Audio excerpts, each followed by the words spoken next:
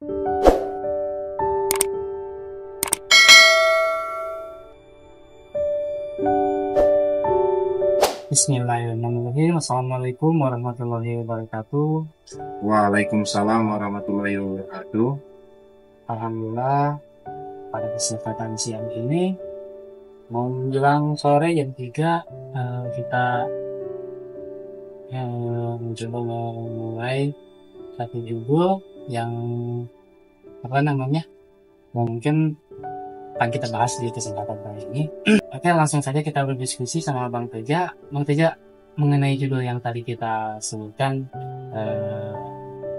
dari pengalaman Bang Teja mungkin bisa di-sharing kepada pemirsa yang sedang menyimak. Baik, terima kasih. Alhamdulillah, terima kasih waktunya Bang Taufik. Berkaitan dengan judul yang akan kita bahas pada hari ini adalah tak mungkin kita kenal Allah yang qadim tanpa melalui adaptasi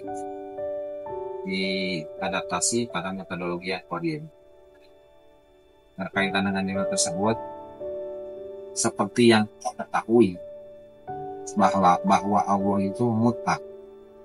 Allah itu dari Maha Mutlak, Sang Maha Mutlak. Sedangkan diri kita ini adalah jasmani yang relatif. Terdapat faktor kemutlakan Allah dalam diri kita, yaitu disebut ruhani. Berlakulah man arafa nafsah faqad arafa rabba. Barang siapa yang mengenali dirinya maka akan kenal Tuhannya. Kita harus mengenali diri kita. Cuman proses pengenalan akan diri tersebut tidak bisa diinterpretasi oleh akal. Apa saya bilang begitu? Karena saya dulu kayak gitu. Rata-rata, oh Allah semua itu Allah, ciptaannya Allah, berarti diri kita juga Allah. Kita baru mengenal diri itu hanya sebatas akal relatif seperti itu masih belum. Sampai untuk bisa mengenal Allah melalui ruhani kita itu, yaitu harus ada metodologi. Dan yang bisa mengajarkan metodologi itu adalah orang yang telah beserta dengan Allah. Ya. Makanya kata hadis Nabi, besertalah dengan Allah. Jika belum bisa beserta dengan Allah, besertalah dengan orang yang telah beserta dengan Allah. Sama aja. Iya, jadi harus menggandeng dulu gurunya. Iya. Karena guru kita juga dulu sebelum mendapatkan kesertaan dengan Allah itu dulu guru kita juga dulu belajar kepada yang telah beserta dengan Allah. Betul. Dan guru-guru kita yang sebelumnya juga belajar kepada yang telah beserta Allah terus hingga sampai. Nah, tersambung lah, itulah yang ada nanti ada sanadnya seperti itu. Makanya kita, kata Imam Ghazali kan, bergurulah kalian kepada yang guru-gurunya sambung kepada Rasulullah. Betul, iya sering saya dengar dari situ Bang Teja. Nah itu makanya untuk sampai kenal kepada Allah yang qadim itu, intinya kita harus mengenali diri kita yang ada faktor qadimnya, yaitu ruhani.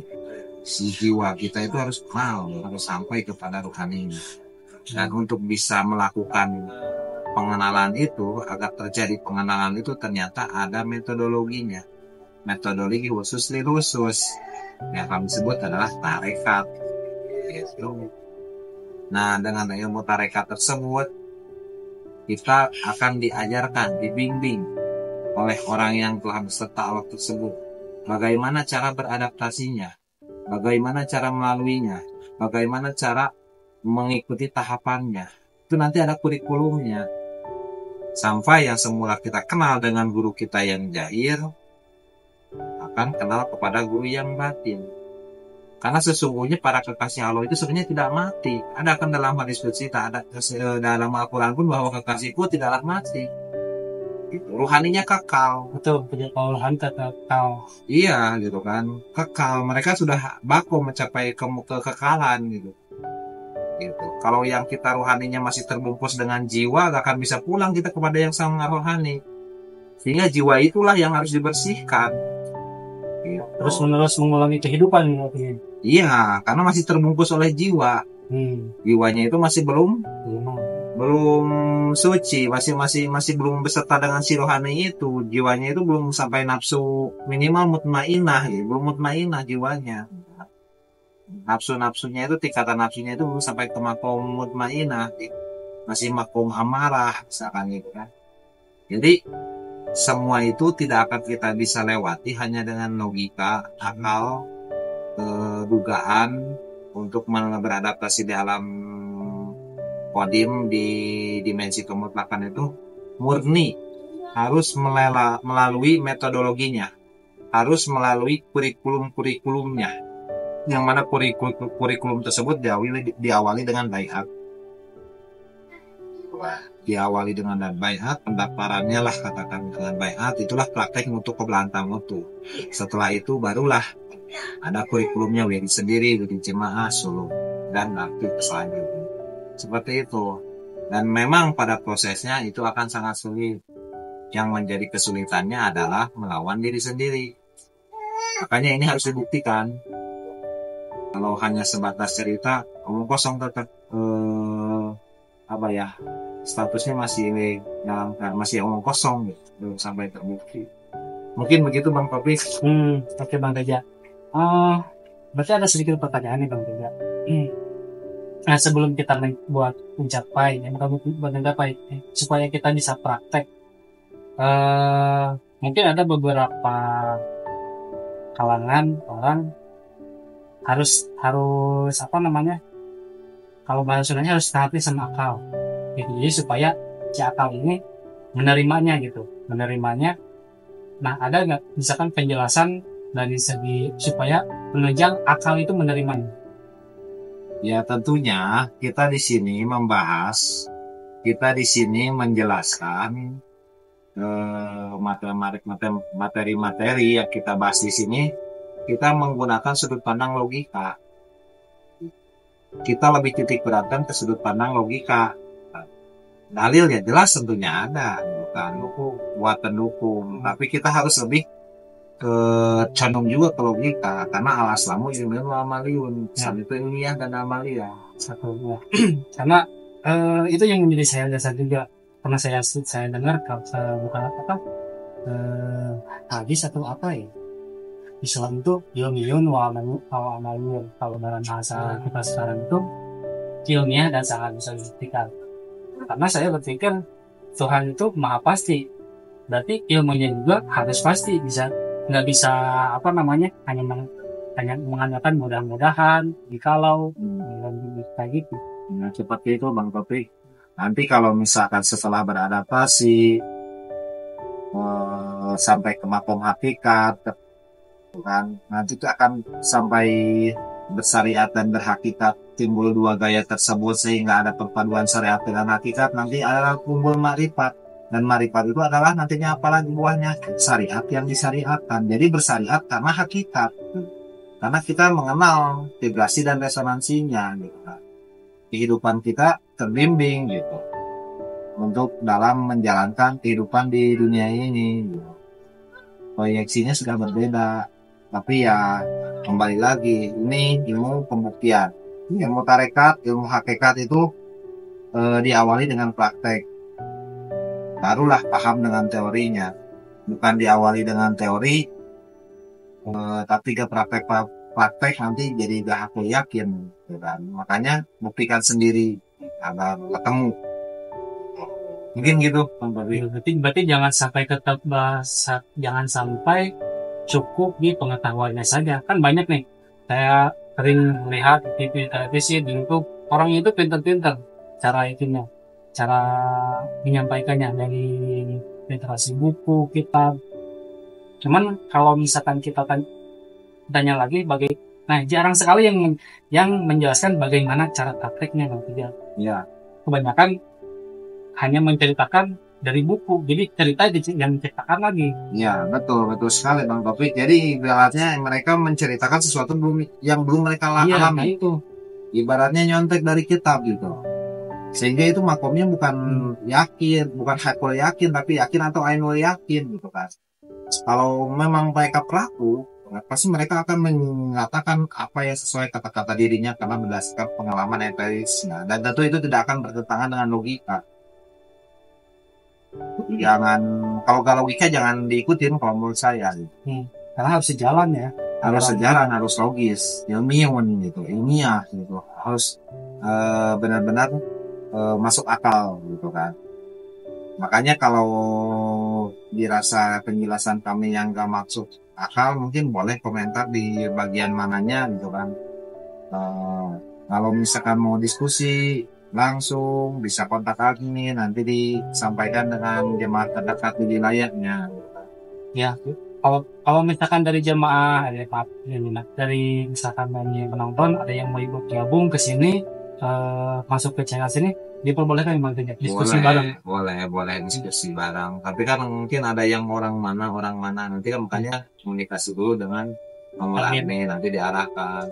Untuk mempermudah nanti ya. Iya, betul. Mungkin itu, oke. Ternyata apa ya yang disebut dengan ilmu agama itu, orang beragama itu tidak langsung beragama syahadat seperti itu ya. Jadi nggak ngikutin dari buku terus itu dikatakan oh itu orang Islam. Jadi ternyata makom Islam itu bukan bukan status atau apa yang disebutnya, identitas atau apa ya? Iya. Jadi kalau misalkan dari buku, agamanya itu larinya jadi agama baharu, agama akal, agama dari bukunya yang ditafsir oleh akalnya. Sesungguhnya agama yang benar itu bukan dari pengetahuan akal dibaca buku, tapi dari pengetahuan rohani yang langsung bersambung kepada sang maha rohani. Top down sifatnya, bukan bottom up kayak gitu, bukan. Interpretasinya nanti bisa beda-beda. Gitu kan, bisa punya tafsir sendiri akan agama karena tiap orang punya kapasitas kemampuan masing-masing yang berbeda sehingga punya tafsir masing-masing. Berarti itu yang disebut tentunya terpotong. Berarti itu yang disebut distorsi pemahaman. Betul. Yang semula dulu yang bikin kita itu orangnya orang yang telah makrifat kenal dengan sang pencipta, produk yang dari orang makrifat dibaca oleh orang yang pengetahuannya masing-masing berbeda, otomatis artinya terjemahannya pun akan berbeda. Makanya sifat Al-Quran itu seperti itu, bahwa Al-Quran tak dapat disentuh kecuali oleh roh yang disucikan. Mau gak mau kita harus disucikan dulu roh kita untuk bisa menyentuh Al-Quran yang kodim tersebut. Karena dikiaskan dalam Al-Quran bahwa Al-Quran itu ibarat seluruh pohon di dunia dijadikan pena tidak cukup, seluruh air di lautan dijadikan tinta tidak akan cukup. Itu kan logikanya seperti itu, dikiasannya seperti itu. Karena saking apa? Saking tingginya, saking mutlaknya itu Al-Quran, saking kodimnya. Makanya untuk menyentuh Al-Quran yang ruh itu harus menggunakan ruh kita sendiri. Dengan diawali dengan praktek bayat, mutu, kepelantan mutu. Ya makanya guru kita kan pernah bilang ilmu hakikat aja sudah tidak bisa diomong. Itu harus secara pengalaman empiris dibuktikan oleh masing-masing individual. Karena si hakikat ini hanya bisa diukur oleh dirinya sendiri. Jadi ibarat kita kalau misalkan nanya rasa daging ayam gimana, kan kita bingung kecuali kalau kita merasakan. Betul. Makanya cukuplah dirimu menjadi pengukur gitu kan. Cukuplah kita baca kitabmu gitu lah. Yang membaca kitab kodim itu yang terhubung pada yang maha kodim, dan itu ada metodologinya. Gak hanya dengan akal pikiran gak bisa, karena makomnya sudah berbeda, dimensinya berbeda. Itu harus menggunakan faktor rohani. Berarti kuncinya itu adalah kita harus mencari atau menemukan guru jahir yang telah beserta dengan Allah. Betul. Kan perintahnya juga gitu, bersertalah dengan Allah. Jika belum beserta dengan Allah, bersertalah dengan orang yang telah beserta dengan Allah. Nah, adapun mungkin salah satu jadi parameternya bahwa seorang guru telah beserta dengan Allah, sesungguhnya akal kita tidak akan bisa menilai. Gitu kan? Akal kita tidak bisa menilai, misalkan ini harus pakai sorban, harus pakai baju gamis dan sebagainya. Tidak bisa diukur dari situ. Tidak ada ukuran dari situ.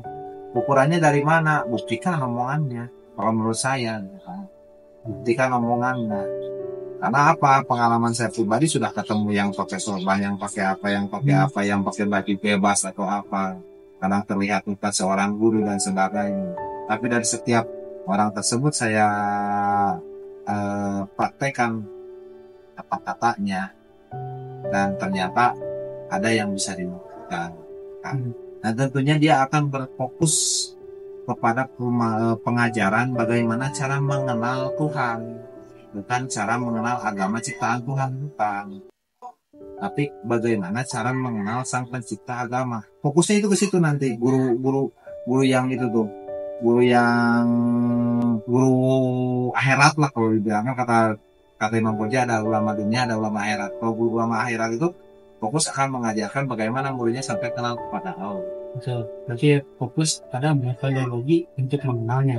Iya, fokus kepada adaptasinya. Ya. Adaptasi dalam metodologi tersebut, bagaimana cara menghadapi lika-likunya, bukan mengajarkan fikih, bukan. Kalau guru fikih ya banyak, di sekolah juga guru agama, di pesantren dan sebagainya. Tapi kalau guru hakikat, guru tarekat, guru akhirat, ulama akhirat, dia akan fokus bagaimana si murid bisa sampai kepada makom hakikat, bisa kenal kepada sang Kholik. Alhamdulillah. Penjelasan tadi buat bagi saya sangat bermanfaat. Mungkin Bang Teja untuk supaya mempermudah dari pendengar yang di channel kita ini untuk mempermudah kesimpulannya Bang Teja. Judulnya apa tadi? Agama untuk mengenal Allah yang Qadim, harus melalui metodologi Qadim. Nah, jadi kesimpulannya, karena Allah sifatnya Qadim, kan tak mungkin menggunakan faktor relatif dalam diri kita. Itu mutlak harus menggunakan faktor Qadim dalam diri kita, yaitu ruhani kita. Untuk jiwa kita bisa kenal kepada rohani kita harus mati dulu. Untuk kau bilang tuh, mati itu bukan mati secara fisik, tapi mati secara hakikat. Dan itu ada prosesnya, ada metodologinya, dimana kita sebut di sini adalah baiat. Setelah si calon murid dibaiat, dia sudah dimatikan secara hakikat. Nah, disitulah dia akan diberikan kurikulum, materi-materi, akan diberikan pembelajaran bagaimana supaya beradaptasi di dimensi yang lebih tinggi di ilmu hakikat tersebut, sampai si murid nanti kenal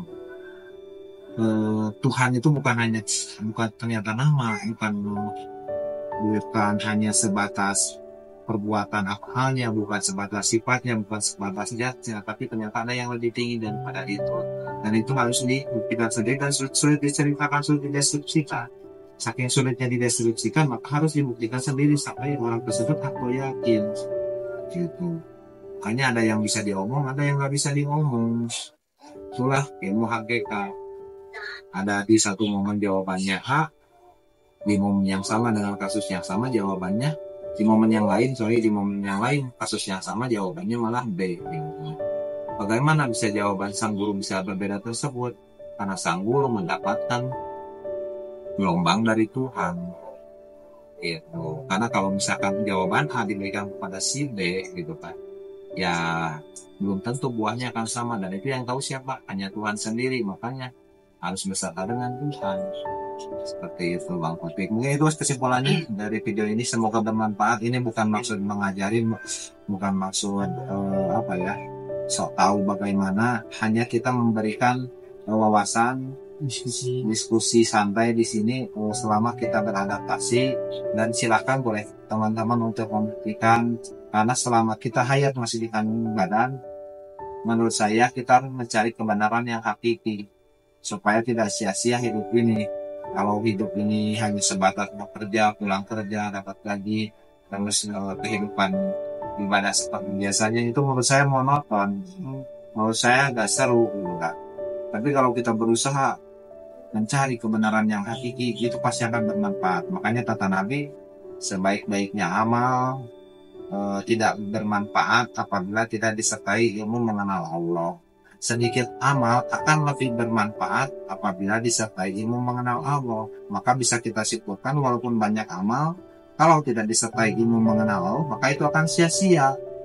Gitu. Mungkin itu yang bisa saya sampaikan. Alhamdulillah, terima kasih banyak Bang Teja atas diskusinya, pengalamannya, pengetahuannya. Mudah-mudahan bermanfaat bagi kita semua, baik dari saya, Bang Teja, maupun yang mendengar juga. Semoga mendapatkan rahmat dan hidayah dari Tuhan. Mungkin cukup sekian dari kami.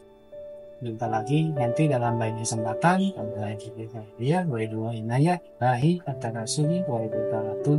Assalamualaikum warahmatullahi wabarakatuh. Waalaikumsalam warahmatullahi wabarakatuh.